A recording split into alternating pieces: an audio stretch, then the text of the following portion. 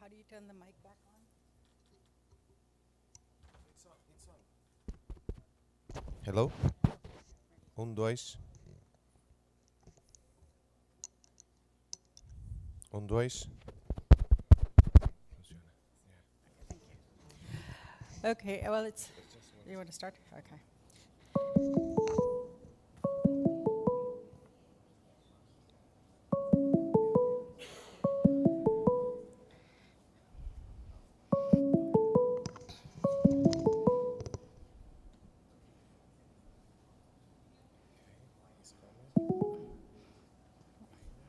That must be John. Oh, okay.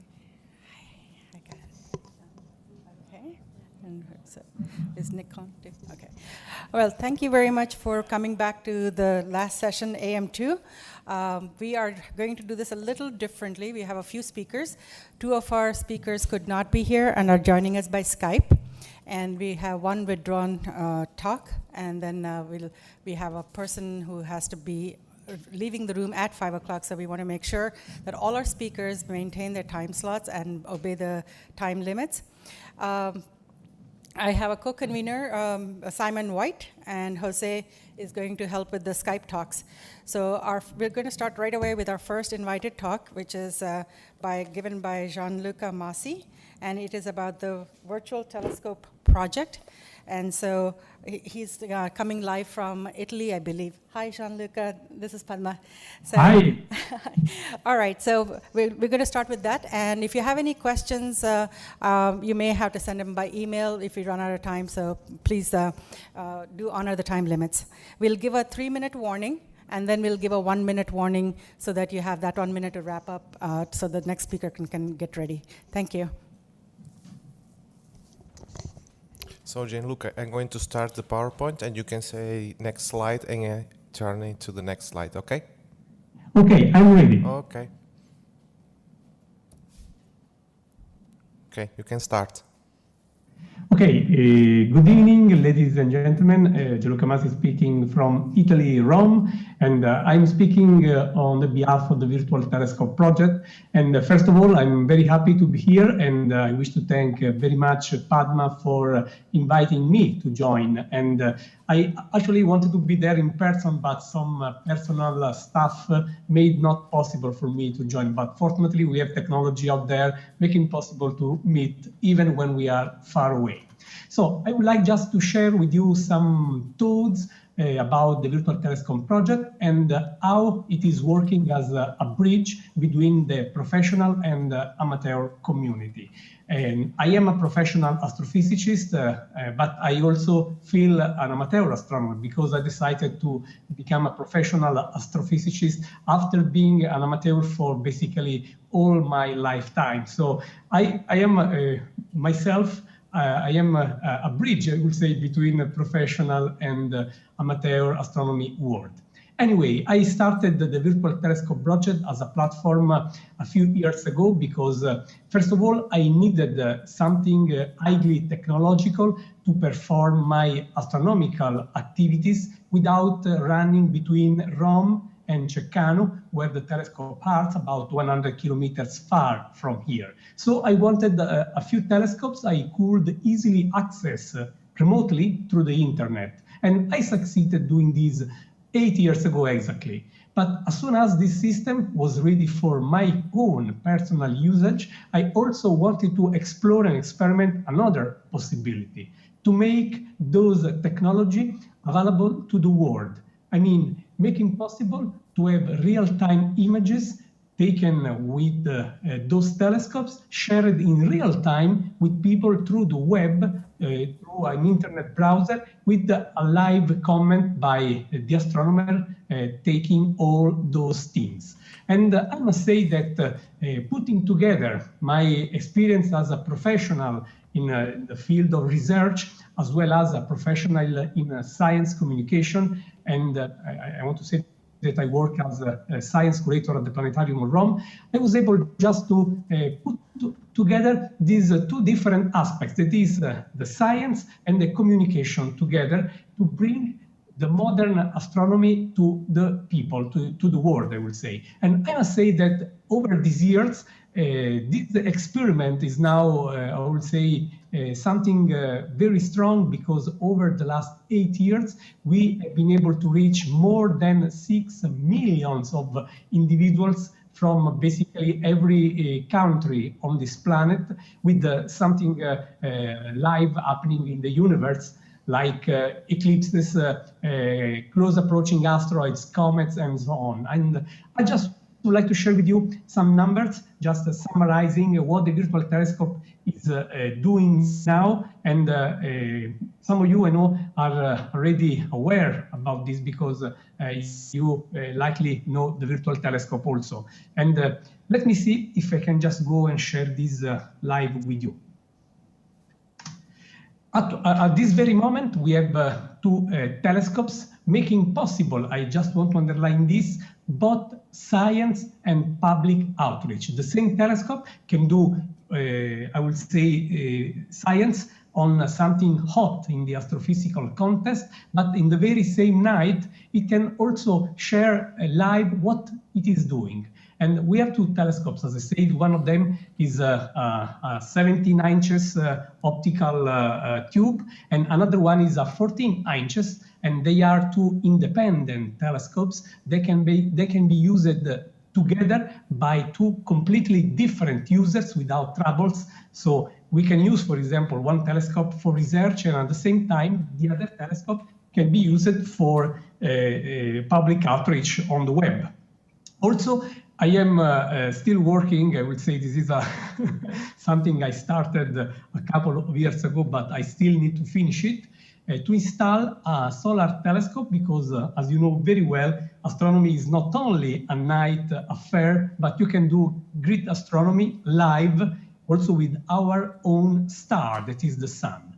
And both these telescopes, soon 3 telescopes, as I said, are hosted under a small rolling roof observatory, and it is placed about 100 kilometers from here, from Rome, under much better skies than the one you can find in a big city like this. And all those telescopes are hosting some useful tools to do a number of things, like color images, or just photometric measurements for science. And also we started, I would say, with very, very great feedback and return, also some low resolution spectroscopy, which is providing, which is showing to be a very important choice, because we are also happy with this.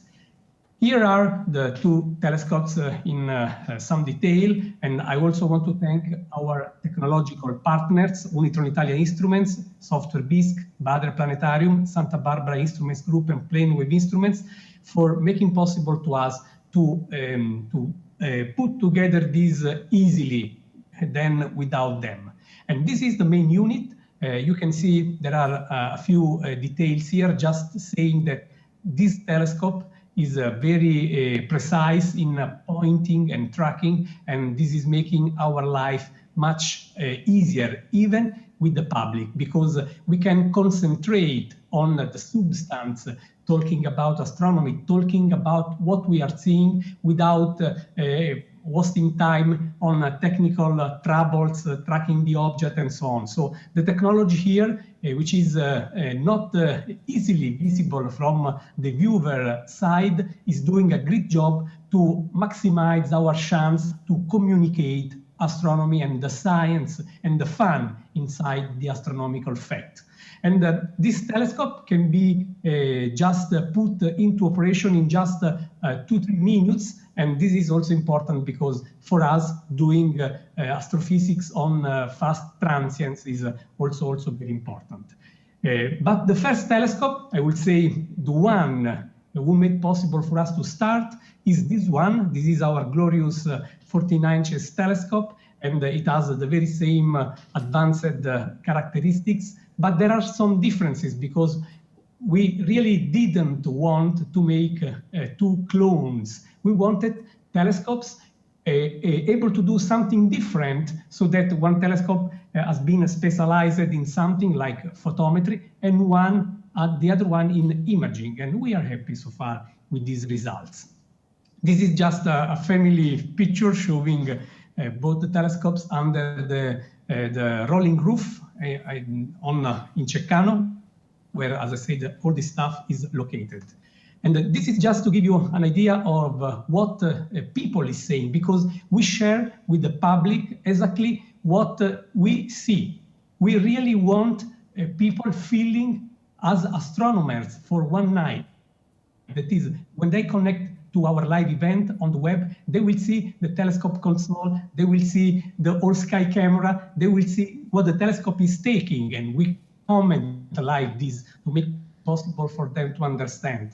This is why I really believe that this virtual telescope is a great bridge between professional and amateur astronomer, because while the professional is ideally I would say, taking them by hand through the cosmos, they are also seeing live astronomy, not something coming from archives and so on. So they are really seeing together with the astronomer what is happening at that very time. And for me, this is something precious. This is the key point of the virtual telescope. And very often, we also love to share to the people what we did for science. For example, if the night before we contributed to something special I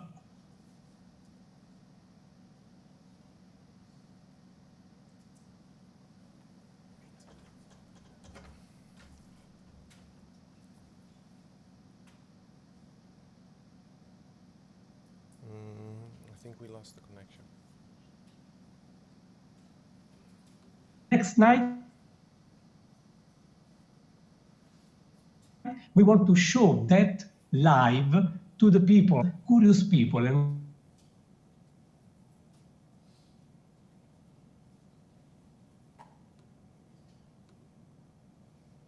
ago, as you know. Gianluca, we are lost. Yes. And just to give you a very quick hint about what we are doing, we are very active in several scientific fields, extrasolar planets, variable stars, comets, and so on. Also, we have some very important discoveries on our side. And for us, this is important also because the public joining our events, a lot of them, as you can read here, can really feel that they are doing the experience with someone working on the field. For me, this is a very exciting situation just because I really like the idea to share with a curious guy what I studied the earlier night, not something coming from old books and so on, because as you know very well, everybody working in public outreach knows very well that it is very exciting for people to feel like on the field, that is just out there in the nature of the sky and learning and discovering what is happening now. And for me, this is truly, truly amazing.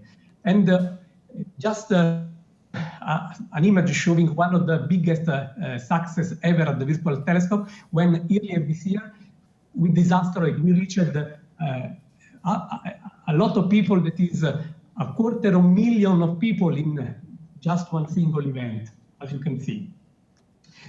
And also some more intriguing stuff coming from the science side, but always explain it and share it in an easy language. And recently, we have also been working on comets, and my good friend Padma there has been discussing with me this many times, and there are some very good and fond memories from the recent season. You can, I'm sure you remember very well Comet Hyson, or also Comet Jacques, that is still out there, making so exciting for us to look up there and enjoying these continuously changing objects.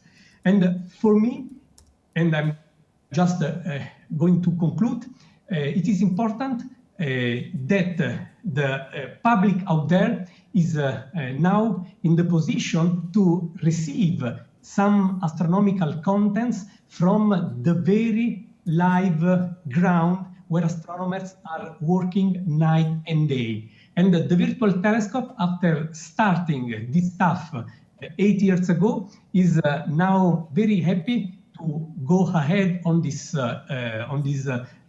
track, I would say. And we have also some important partnership. I just want to mention Astronomers Without Borders with my good friend Mike Simmons. And over the last years with them, we organized many events bringing the real astronomy made by professionals to the amateur community. And I hope that this will continue for many years to come. And I want to thank you for giving me the opportunity just to present this ongoing project to you. And thank you very much for your attention. Thank you.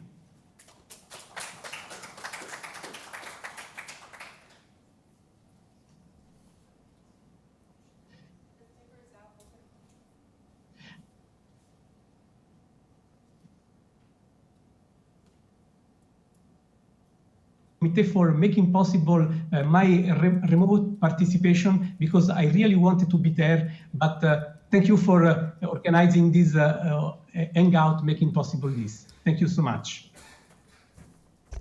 Thank you, Gianluca. This paper is now open for questions. Any questions for Gianluca?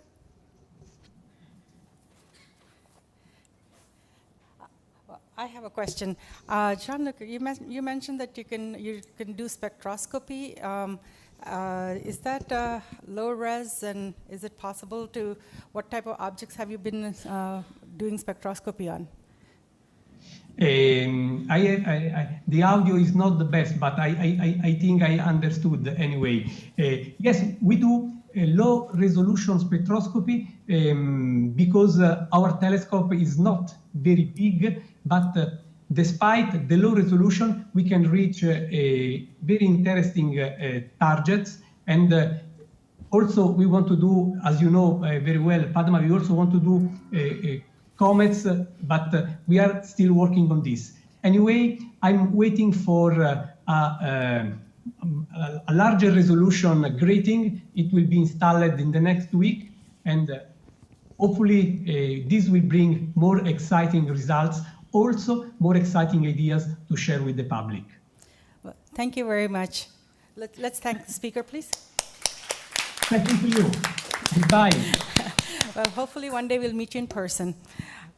Okay, so our next speaker is going to be Nick Howes, and he's going to be talking about pro-am collaborations with research-grade robotic instruments and their contribution to outreach. And this will also be by Skype. Unfortunately, he could not be here, so.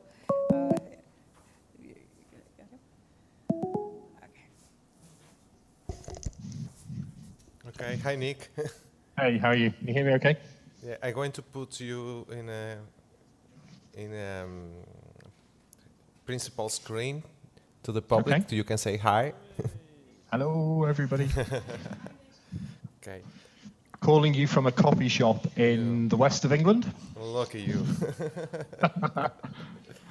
So, Good coffee. Okay.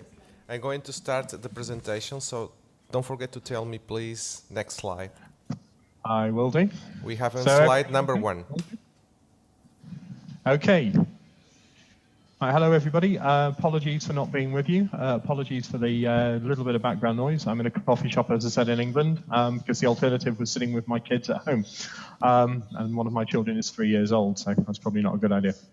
I'm going to tell you a little bit about the work I and my colleagues have been doing with pro-am collaborations with a range of robotic and our own home-based telescopes, and how it has generated a lot of real science and real outreach for the pro-am community. So next slide, please. Okay. So what you should be now seeing on screen is the Falx Telescope. This was a project set up by a chap called Dill Falx, best part of a decade ago, I guess, where he set up 2 robotic telescopes, both 2-meter aperture, so almost the size of the Hubble. One at Haleakala in Hawaii, very close to the Pan-STARRS survey telescope, and another one at the Siding Spring Observatory in Australia. And these are primarily used, or a lot of the time, for about 1,500 hours a year, are used for school children, basically in the United Kingdom and a few countries around Europe, Poland, France, Maui Community College as well in Hawaii itself get to use it. And these telescopes are fantastic educational resources, really kind of delivering high quality science into the classroom. These have now been augmented via LCOGT, the last Cumbres group, with a range of 1 meter and 0.4 meter telescopes, which are located in various different locations around the world, ranging from Chile to the Canary Islands, some parts of North America, additional telescopes in Hawaii, additional telescopes in Australia. And the idea with that is now that we can basically trade off time between the 2 meter, the 1 meter, and the 0.4 meter telescopes, depending on what the requirements are for the users. So next slide, please. Okay. What you can see there is a typical kind of backyard observatory shed. This is what a lot of amateur astronomers now, more high-end amateur astronomers, are kind of moving towards this and the kind of small pod type observatory domes, which have become a lot more affordable over the recent years. Having a fixed installation is now giving a lot of amateur astronomers the ability to do more detailed science, get things like an observatory code, for example, which is something I know a lot of amateur astronomers have now done, and we're trying to encourage lots and lots more, obviously, for astrometry, etc. So next slide, please. So a few years ago, this is just an image of C2007Q3, which I'll talk a little bit more about in a minute. But this was an image taken by two colleagues of mine, which one of whom sadly passed away, Giovanni Sostro, but Ernesto Guido, probably well known to a lot of the amateur comet community, part of the Cara group in Italy. He and Martino Nicolini, who are my two kind of comet hunting colleagues based in Italy. Martino, probably known to some of the amateur community, is one of the developers of the AstroArt software application, which is a very highly regarded image processing and data reduction application used a lot in the amateur community. So these guys basically were working independently. Between Ernesto and Martino and Giovanni, they have approximately 2,000 to 3,000 ADS citations for observations of asteroids, minor planets, comets, etc. Very highly regarded. Giovanni had an asteroid named in his honor as well, shortly before he passed away. Next slide, please. So one of the first projects we collaborated on was the fragmentation detection in C2007Q3 in 2010. This was a comet detected by Donna Burton at SSO. And basically, I was using the Falx Telescope, and we detected this kind of anomalous lump, as it were, tracking the comet. It turned out to be a fragmentation event in it. If you move on to the next slide, you can see the kind of impact that had for an amateur astronomer to detect something like this. I mean, fragmentation occurs in comets all the time, obviously, but the Falx Telescope team really leapt on this as a kind of really powerful news story. And this is one of the great things about kind of involving amateurs. It can produce news stories, and the news stories were generating interest both in schools, in astronomy, and that was the key thing. It generated about a 4,000% increase in the web traffic through the Falx Telescope website. I was interviewed for about 2 weeks solidly by various news agencies around the world, and it made it into various newspapers, made it into the BBC, etc. But it was all good for the Falx Telescope project because we got a lot more schools involved. So now there's about 450 schools in the United Kingdom, and as I said, numerous schools across Europe and in Hawaii and various other places using these telescopes, and that again is something we're hoping to expand. The Falx telescopes themselves, however, have been offline since about March in terms of the real-time interface accessible to schools. Falx is accessible using internet technology. It's just a web browser. There's no specific software to install. No requirements for the teachers, and that was one of the key things, was making it very simple to use. And if I told you that my 8-year-old daughter uses the Falx telescopes from an iPhone in a coffee shop like this, it shows you just how easy it is to use. It was a wonderfully simple interface. LCOGT have recently been working on a redesign of this, obviously to accommodate the new telescopes. The new interface is still in testing, and sadly one of the things that's been lost from this is the real-time interface. So it's going to become a little bit more like the Liverpool telescope, where you've got scheduled observations, you put in a schedule request, typical, professional astronomy kind of routine.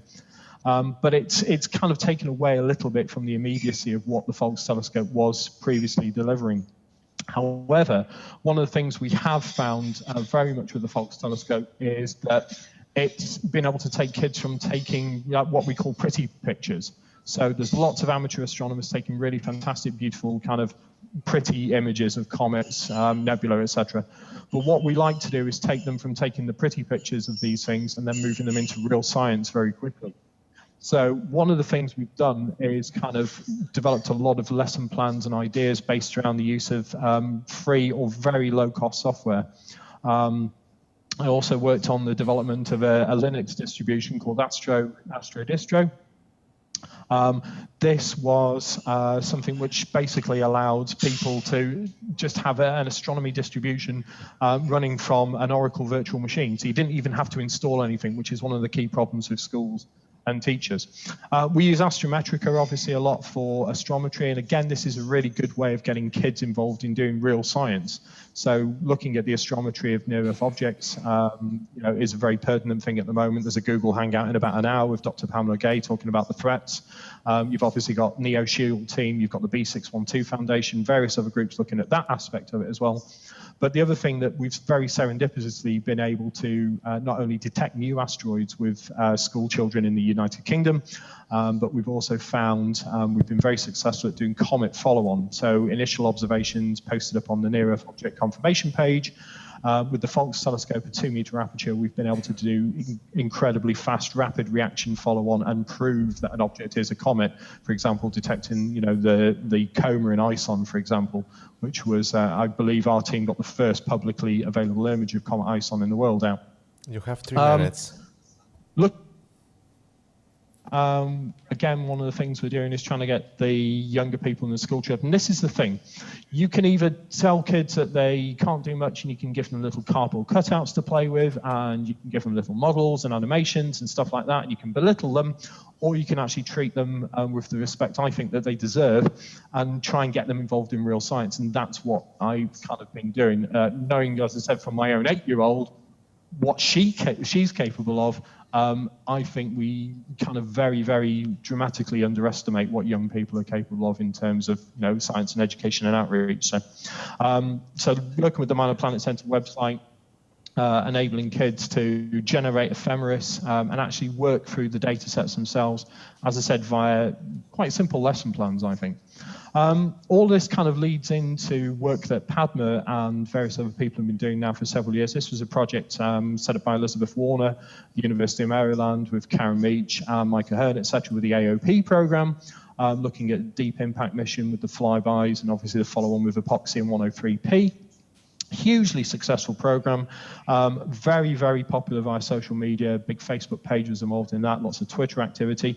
And this got lots and lots of people engaged in this, lots of schools, lots of amateur astronomers, sending in data all the time from drawings to images. All of this was collated and it went into doing some really quite interesting science. One of the projects we ran with Falx during the 103P mission was we were able to use Falx Telescope North and South at the same time due to the observing geometry of 103P.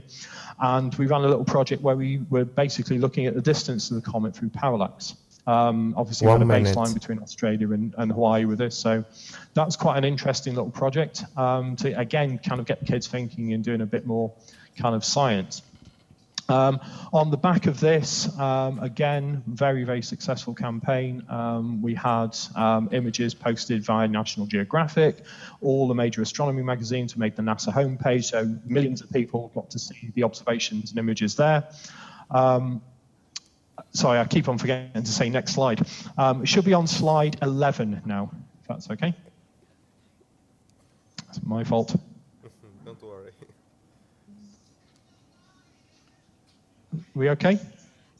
I don't know yet. We're checking. Okay. Slide 11 is with the NASA screen capture and the National Geographic one. We're on Jacques right now. On Comet Jacques. Okay, you need to go back a bit from Comet Jacques. Okay. I think we're also pretty much coming. Comet Jacques is slide 19. Yes, sorry. I think that's the one. Yes.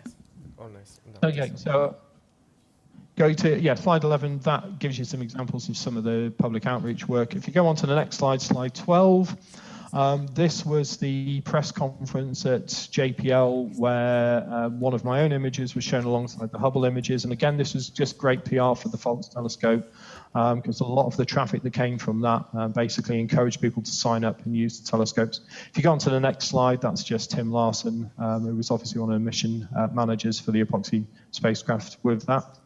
Slide 14, the next slide.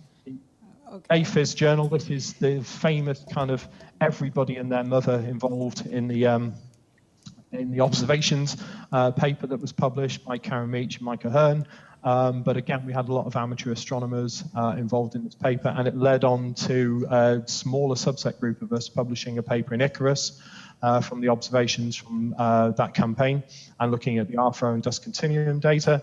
If you move on to the next slide, slide 15, that should show the BBC News article. This again, I hope to Nick, you have 1 minute. kind of demonstrate that. You have Have you 1 got that? minute. Slide 15, so you've got a news item and you've got Professor Brian Cox on the right side. So this was a project I was tasked with by the Falx team to mentor somebody who'd never really touched a telescope before. So this was a high school student. She was a biology student, and she was given to the Falx team for about 6 weeks as a kind of work placement as part of her course. And as I said, she'd never touched a telescope before. After the 6 weeks, we discovered numerous asteroids, fragmentation in Comet 213P Van Ness. She made it to the ITN News at 10, which is the big news station in the UK. She was interviewed by ABC, NBC, obviously made the BBC News website. It was fantastic in terms of the outreach that did. She was nominated for Woman of the Year. She met the Princess Royal. It was just astonishing. And then we did a lot of work with the BBC, following on from that with, as you can see on the right-hand side, Professor Brian Cox. That was displayed in front of 4.7 million people. Again, observations of comets with the Falx Telescope. And then go on to the next slide, the 168P Huygens rover, again, Nick, following on from I'm this. sorry, we've run out of time, so could you wrap up? on Okay, one that's slide? fine. Thank you. Yeah, sure. So that, yeah, just 168P Huygens rover detection on that. Next slide, we did a live on TV co-discovery with Jim Scotty of Comet Scotty, again in front of 4.7 million people. So again, fantastic outreach. The next slide was with Nailin Samarasina and Beatrice Muller, who we're working with at the moment with the Liverpool Telescope and on ground-based support detections of the Hubble feature that was detected in ISON, the dust feature. Next slide, a Comet Jack, is our current work that we're working on at the moment, again with the Liverpool Telescope, another 2-meter instrument, and Nailin and Beatrice.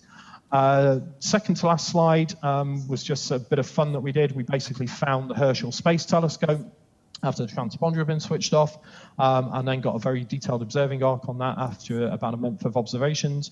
And then the final slide is just showing that amateurs can do incredibly difficult work, and that we detected Comet 67P at aphelion, which we were told only a few days before was impossible to do.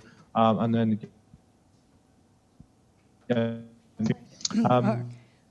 Okay, I think we have to stop it there. Thank you, Nick. Thank you.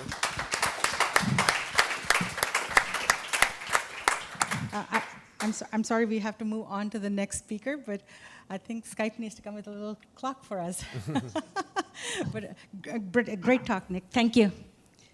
Thank you. Thank you. All right. Bye. Bye-bye. So our next speaker is Jay Retre, topic planetary science outreach in COW involving the public and students. Sorry about that.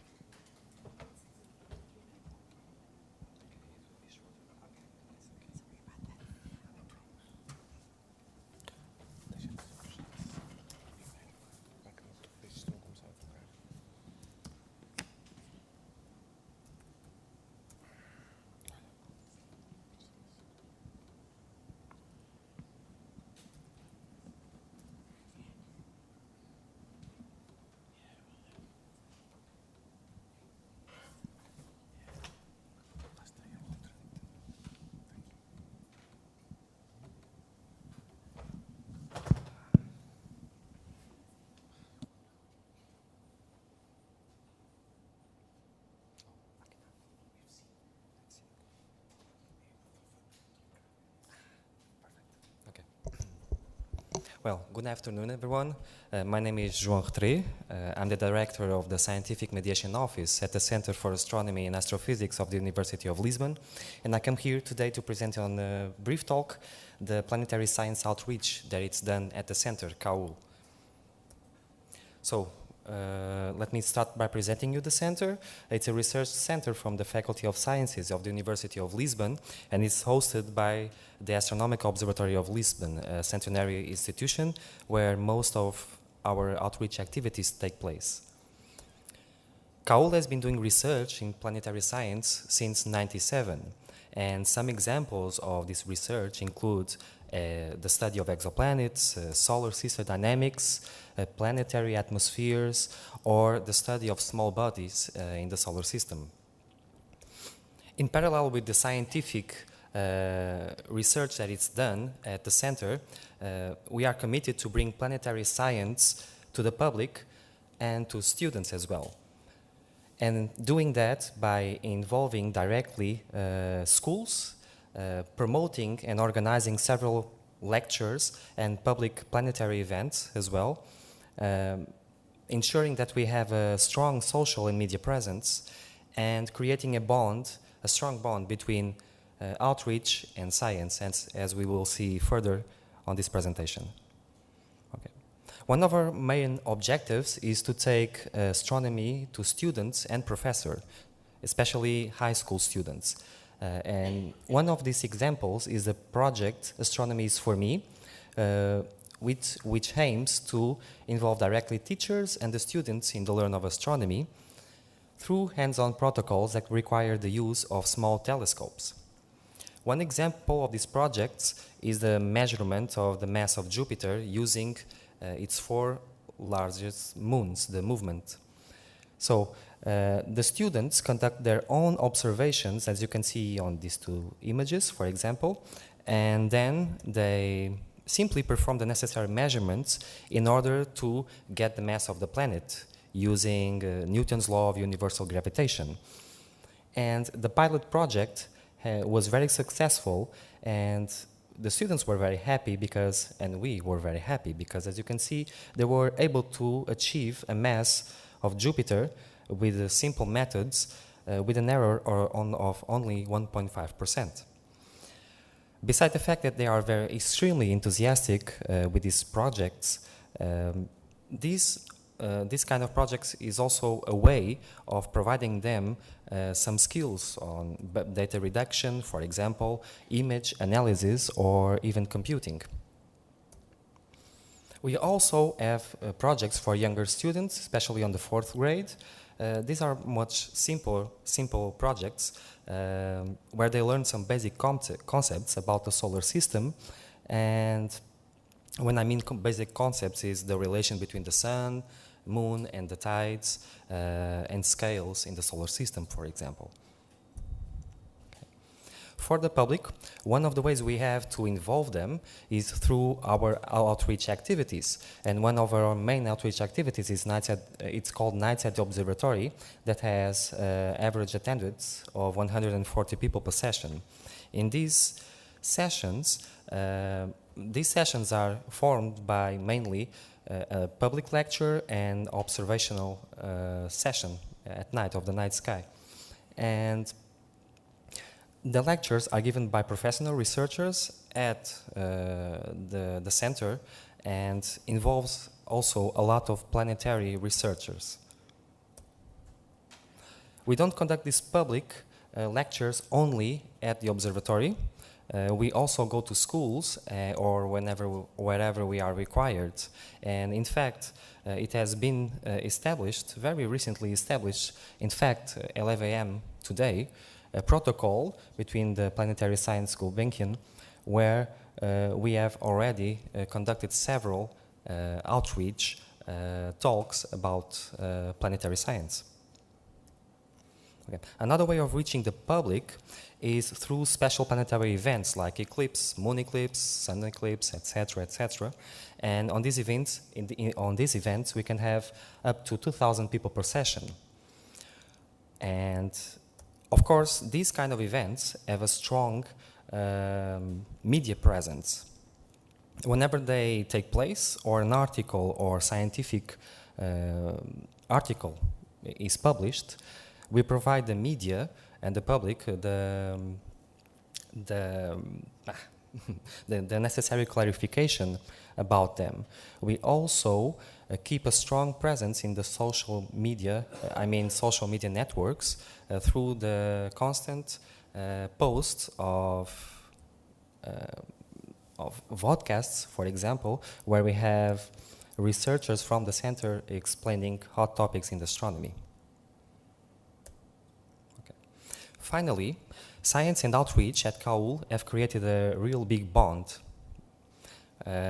This is one of the examples, the Venus Twilight Experiment, an expedition organized by the Observatory of Paris and Nice to observe the last transit of Venus of the century in 2012. Well, there were 9 teams in the world that were sent to remote places, and we at KAUL formed one of those teams.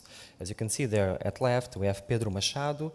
At the right, I don't know his name, no matter how much I practice this talk, but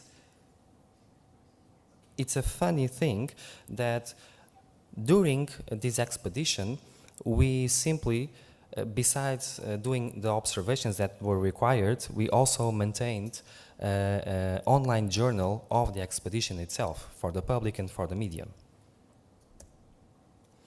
Finally, both parts, science and outreach, soon realized that this effort, this collaboration, would result in some major aspects, especially in the observational techniques, where we went, for example, from the well-known equatorial mount to a much more versatile and an altered version of the equatorial mount that we kindly baptized as the elephantorial mount. So we are open to share this information with you, okay? Another example is the recent creation of an occultation group. This is a very recent group, and we started early this year, but we already see a strong involvement of the academic community that in part also participates strongly in the outreach that is done. Well, this is just a resume of the talk, and where we see that the growing activity for students and professors with ongoing and underway projects aims the involvement of schools through lectures and hands-on projects that require the use of small telescopes. We provide a strong involvement of the public through the organization of several outreach activities where professional researchers give lectures with an average attendance of up to 2,000 people per session, and also the collaborations between science and outreach in order to create strong and diversified outreach activities. So, thank you.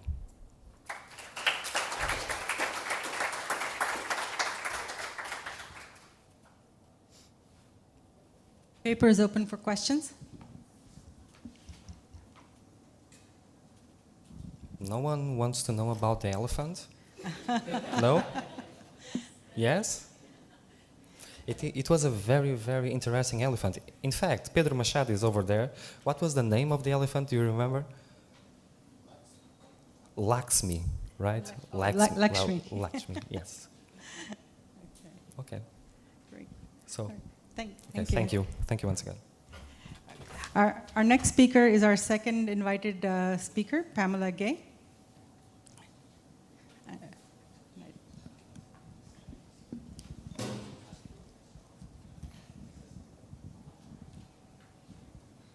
Her talk is going to be titled CosmoQuest, a cyber infrastructure for crowdsourcing planetary surface mapping and more.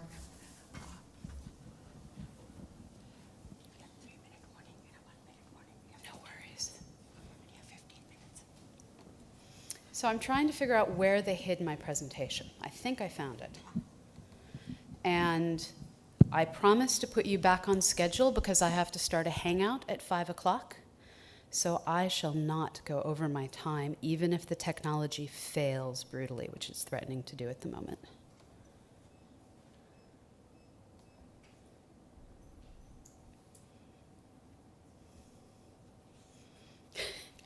Okay, so I run the CosmoQuest Citizen Science Facility, and I am completely unaware of when things are on the other screen, apparently. Yes, now I know what to do, now that I can figure out it's on another screen. Okay. So, CosmoQuest is a facility that is designed to allow everyday people to join in on professional research, and uses strictly Linux and Macintoshes.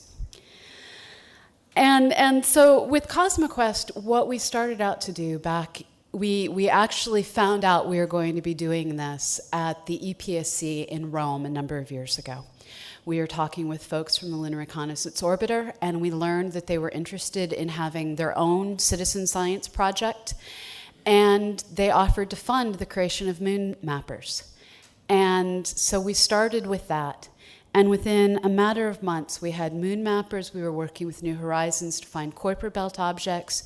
We were building a project for the Dawn mission and the Messenger mission. And our goal as we designed it, and by we, Fraser Kane and I actually designed this on the back of a waitress's slip in a bar after Dragon Con a few weeks later. What we set out to design was a place that would allow anyone who was interested to come in and learn and do science. The goal was to treat the public the same way we treat our students, to offer them the same sorts of opportunities, and to tell them that this isn't the only kind of person who does science. Science is not restricted to the crazy dude with the electric things and the boiling things. Science can be done by anyone, and with citizen science, the basic idea is there are problems out there that volunteers in the public will spend their spare time helping us solve. And while there are lots of projects out there that say, come, help us out, there aren't that many projects that say, come help us out, and we'll make you be our peers. One of the best exceptions is the American Association of Variable Star Observers, an organization that I'd worked with for a number of years. And they bring in their volunteers and mentor them and provide seminars and classes and treat them like students. So when we designed CosmoQuest, we designed it with seminars using Google Hangouts on Air, with online resources that people could read, with forums that would allow people to say, hey, I've got this crazy idea, what do you think? We have planetarium shows because we recognize that's an amazing opportunity to teach. So we're creating planetarium shows that will take captive audiences in science centers and help them learn that they can go free will do science on their own when they get home. We do virtual star parties using Google Hangouts. And then, of course, there's the citizen science. And in designing our citizen science interface, we wanted to create something that users could easily participate in multiple projects. Other citizen science portals like Zooniverse have a real problem with people come in and they only participate in one project. But where we sometimes have scientists that are like, I really need this thing right now. We need to be able to take our community and steer them from one project to another without there being a sharp learning curve as they go from one interface to another. So we wanted to set out a coherent design that was flexible and allowed multiple types of projects to exist. And while the projects that we currently have live are all projects that are strictly designed for mapping, our software has actually been designed to support a variety of other projects, and we have scientists using our software behind the scenes. So our interface consists of a large canvas that is capable of displaying either static images or video, and it allows people to interact with it via a variety of marking tools. Currently, our software supports drawing shapes using a jagged line tool like you might have fought with in Word. We can draw circles, we can draw ellipses of variable orientation. People can have as many shapes as they want to use to mark static objects. We have the ability to flip through multiple frames and mark moving targets. We can flag special features that get labeled with a drop-down menu. And of course, we have the ability to erase things that you wish you hadn't created. This interface that I just realized, I was not stepping through those pieces as I said them out loud. Okay. Really, I never use PowerPoint. So the next part that we have is the ability to change how you see the image. So for instance, our users requested a tool that allows you to zoom in on the area that you're marking to make sure that you're actually centered on an object, to make sure you've actually drawn that line along the fault line correctly. This particular image simply has a zoom box that can be turned on and off and the ability to turn markers on and off. Other images, you can step through multiple contrasts and you can step through multiple filters. The other thing we have is we recognize that in a lot of cases, an image is going to be filled with features that you're not going to mark individually, but you're going to say the entirety of this image has linear features like fault lines. It has odd features like the magnetic anomalies on the moon. Or it's just a bad image because even spacecraft sometimes have really bad days. And when all of these pieces get put together, we end up with an interface that, when we combine the markings from multiple individuals, shows that different individuals, well, they have variations in their markings. But if you come to my talk tomorrow in Terrestrial Planets in the afternoon, you'll see me talk about how we've validated the research coming out of our citizen science projects. And we found that the average value of our citizen scientists and the average of a group of professionals is a one-to-one correlation. And you get greater diversity in research results between two different professionals than you get between a group of amateurs and a group of professionals. So you get better results by using CosmoQuest to do planetary science than you do by going to one professional, even if it's someone who's been working on craters, well, since the Apollo days.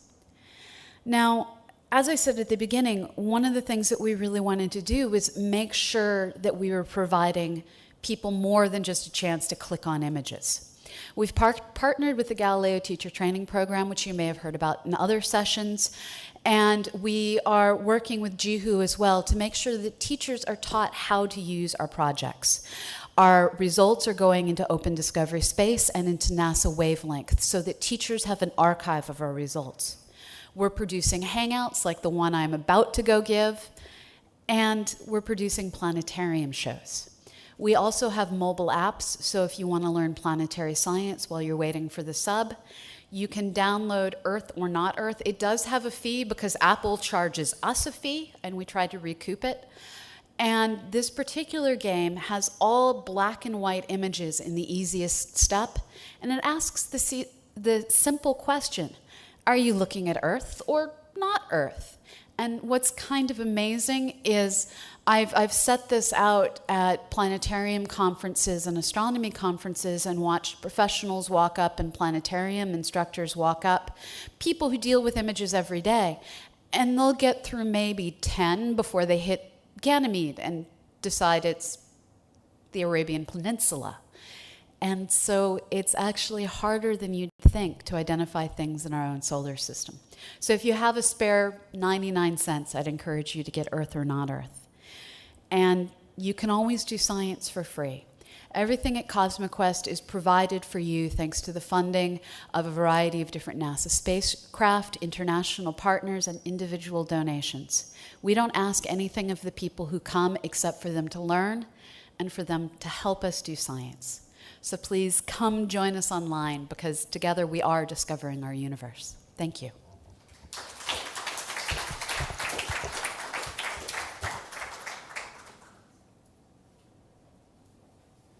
That was a great talk, Pam. And also, thank you for keeping us on time.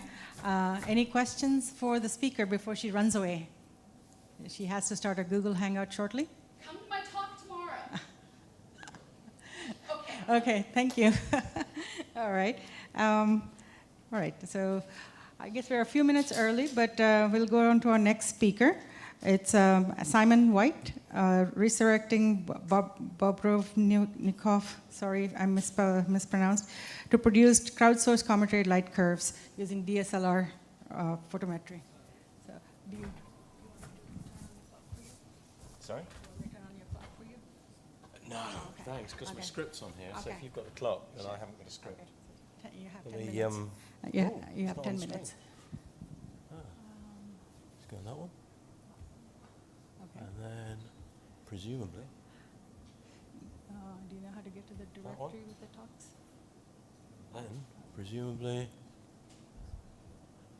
one of those.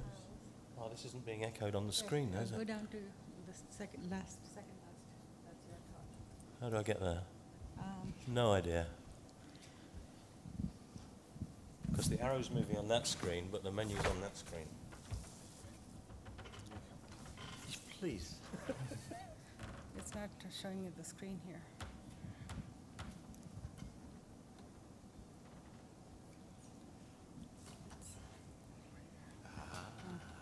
Okay, my talk's next, so I'll have to go through this. Okay, thank you. Let's go for that one.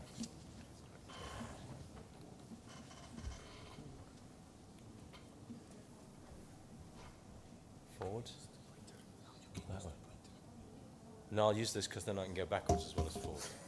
Oh, does the pointer go backwards and forwards as well? Oh, it does. Perfect. Perfect. Perfect. Hello, everyone. My name's Simon White, and I come to this meeting not just as an amateur, but also pretty much as a complete beginner. I was the boy who forgot that he was interested in astronomy and then remembered in his mid-50s. So please join me just for a few minutes right at one edge of the Pro-Am bell curve.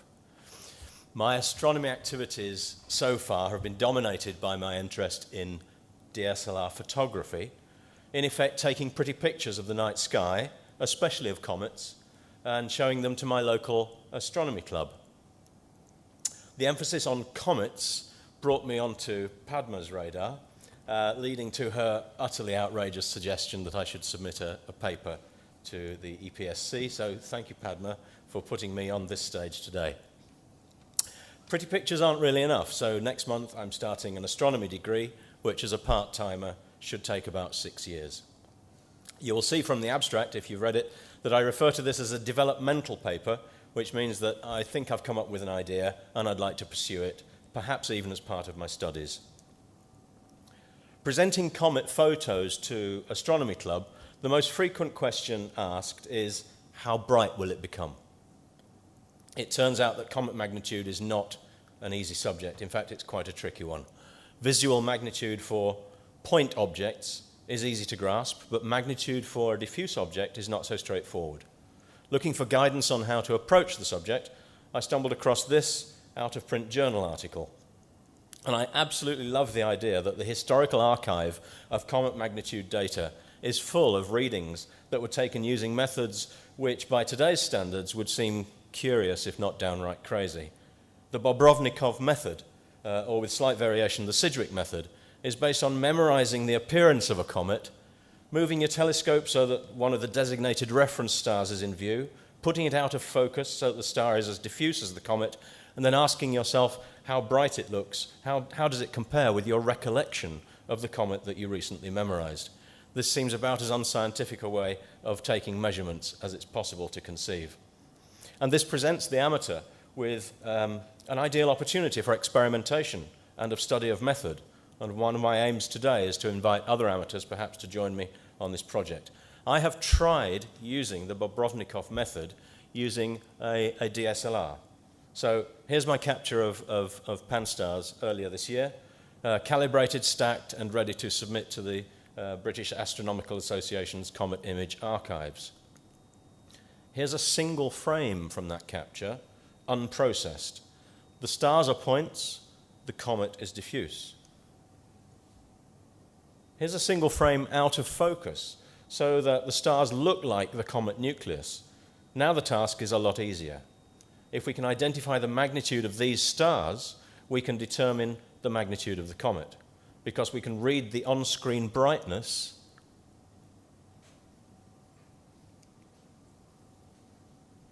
of these diffuse circles with just about any image processing software. So here's the same field on Sky Safari, where I can click and look at each star to be told the magnitude. And this slide is going to be rather pedestrian because it was originally prepared for my astronomy club. But here are those stars with their known magnitudes, and here are the on-screen brightnesses of the stars and of the comet. And of course, by plotting the magnitudes against the brightnesses, we can calculate the magnitude corresponding to the on-screen brightness of the comet. Given sufficient readings, the light curve, the line of best fit from the data, can be calculated and plotted. And when I compare my reading from late April, I think that's a pretty encouraging fit. So why don't I just choose a comet and get on with it? Well, I'd love to. But although I live in one of the most beautiful parts of the UK, it's cloudy on average about 28 days per month. So I need more enthusiasts to help me to collect data. Single frame DSLR photos of comets slightly out of focus. Yes, there are endless technical questions and objections. Should we calibrate the frames to eliminate the sky background? Should we extract total luminance or just use the green pixels as being closest to visual? Does it matter that different cameras have different specifications for color filter arrays, and so on? My standard response to all these questions is no, or it doesn't matter, because by gathering a large quantity of data, it should be possible to eliminate the effect of these variations. While the professionals seek to take more accurate measurements, I believe we might arrive at the same answer by simply taking more measurements. If the volume of data is big enough, statistically, the answer always lies in the middle. Yes, most of this has been done before, but perhaps not using DSLR photos to mimic Bobrovnikov's visual method. Resources are also widely available. You can download light curves from datasets. You can automate the reading of the on-screen brightnesses. But the purpose here is to be a learning project, so I'd like to do as much as possible without these resources. I finish with this thought. This is the light curve for Comet ISON. The adventure of chasing ISON was one of the steps that got me here today. Now look at the vertical spread of the readings. Not only are the red and blue, the readings submitted to the MPC and to the ICQ, not only are they not in agreement with one another, but they vary by as much as 5 magnitudes over a given measurement interval. On a logarithmic scale, that's a 100-fold variation. Surely, even with a DSLR, we can do better than this. So please get in touch with me, either here or online. Help spread the word of this project if you think it might be of interest, and thank you very much for listening.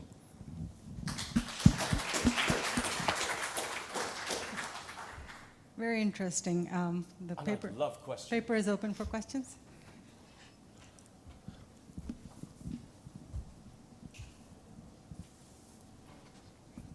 Thank you. On the last plot you showed, do you have points from your measurements, estimates? Are there points there from you? No, not on that one. No. Oh, okay. No, I was wondering how good would be the Bobrovnikov method in dealing with that. Okay. My one and only measurement so far is not on that graph, but I've put the lines in to indicate where it would have been had I submitted it.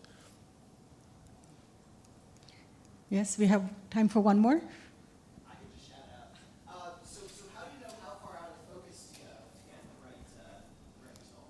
Good question. It took me 4 or 5 frames of trial and error to get one where the originally faint area around the nucleus, the coma, which doesn't contribute a great deal to the overall magnitude, brightness of the comet, to the point where that disappeared. And the coma then took on, the nucleus then took on almost the same appearance as an extrafocal star. But it was just 2 or 3 frames of trial and error.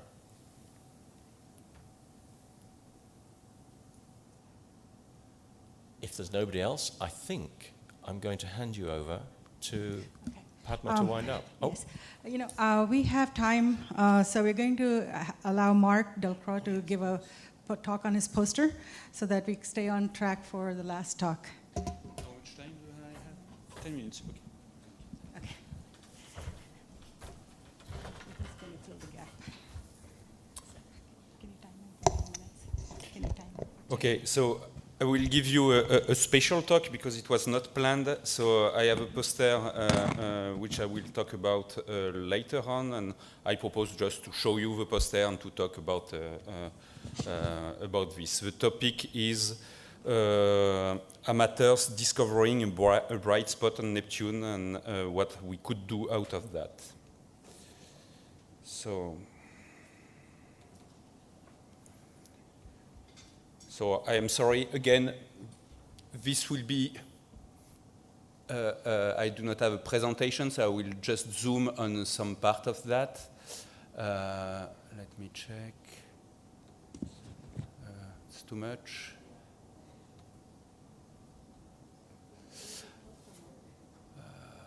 Let's have this, should be okay. Okay, so clearly for us, amateur using short diameter telescopes, let's say up to 40 centimeters, Uranus and Neptune are really difficult targets. But for Uranus in 2011, we could observe with a 1 meter telescope at Pic du Midi a bright spot. And following that, amateurs could image belts on Uranus. And Neptune was the next frontier, and actually in 2013, amateurs could capture a bright white spot on Neptune and alert the professional community about that. So that was imaged in the southern atmosphere.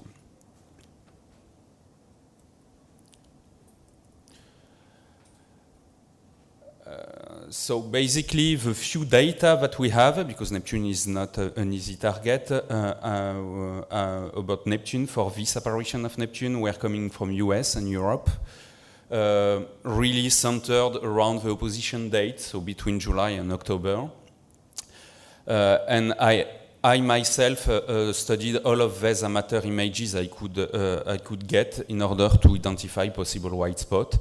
Most of the time, the images were performed in near-infrared long-pass filters, which are less sensitive to turbulence and still bright enough so that we can image Neptune.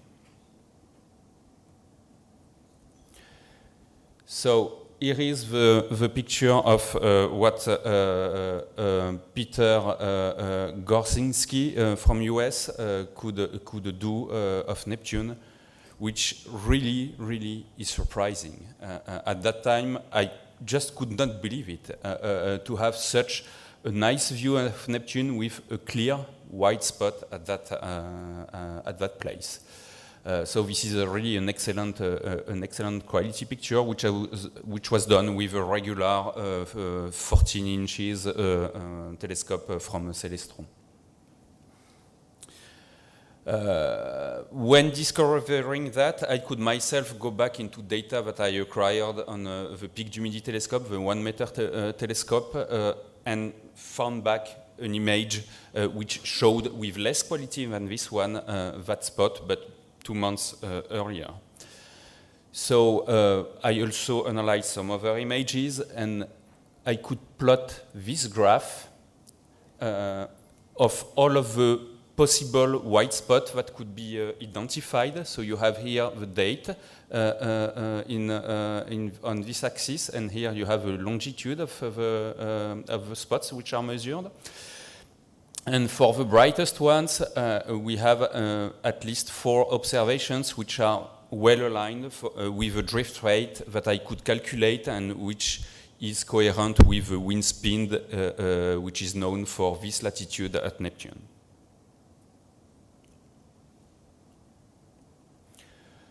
Okay.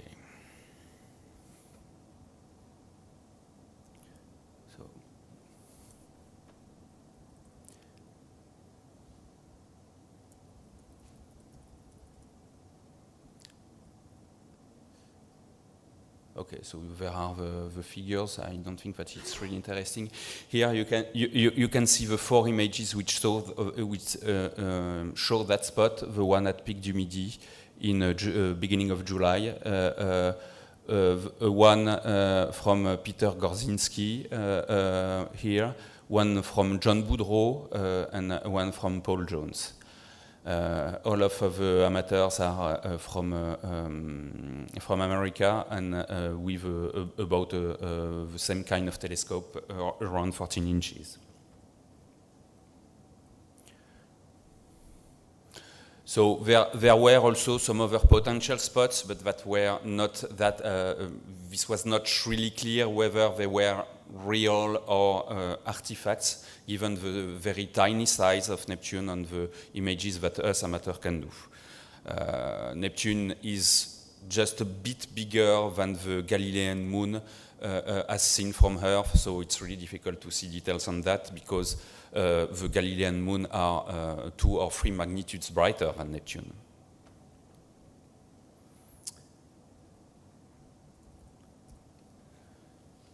So, as a conclusion, we have been able for the first time last year to image Neptune and see bright spots. It proves useful for the professional community because there are also of course, some Neptune images which are done, but not very often. And definitely, with both Uranus and Neptune, we are reaching a new frontier for the amateur. We were back maybe 15 years ago or 20 years ago. We were used to image details on Jupiter, and that was really recognized by the professional community. These last 10 years, we proved to be able to image some interesting details on Saturn, and now these last 2 years, this is a new era for us, which is beginning on the ice giants, both Uranus and Neptune, and we should really try to image these difficult planets more often because it's really useful for the program community. Thank you.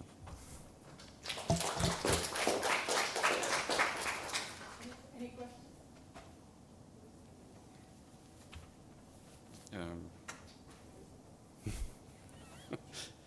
Where is the mic?